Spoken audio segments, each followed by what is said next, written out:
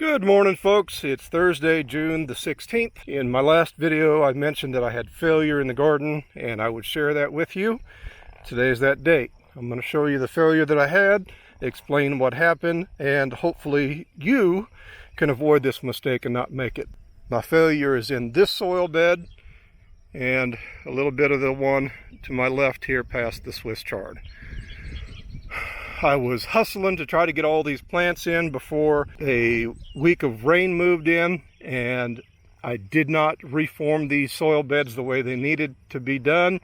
I used beds that students made during class. Unfortunately, the growing area of that soil bed is the same height as the aisle. This is a low point in the garden. Water accumulates here normally. So the roots of all of the plants in this row and part of that row were staying submerged underwater. They either did not thrive or they died entirely. So I have pulled the surviving celery and pepper plants out from that aisle. I've got them transplanted down here into a soil bed that I made.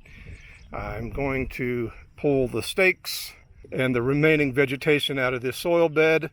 I'm going to remake it and put something else in here. I'm thinking maybe a row of bush beans. Because the soil bed wasn't formed right, because my roots were staying submerged in water all of the time, I had a failure in the garden.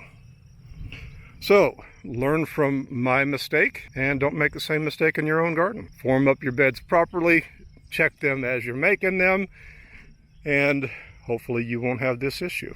I am going to get caught up. Rain is finally out of the forecast. I'm going to get this garden caught up, looking good.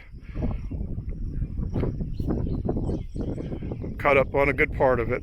Get everything looking the way it should, and then I'll take you for a tour. Thank you for watching. Happy gardening.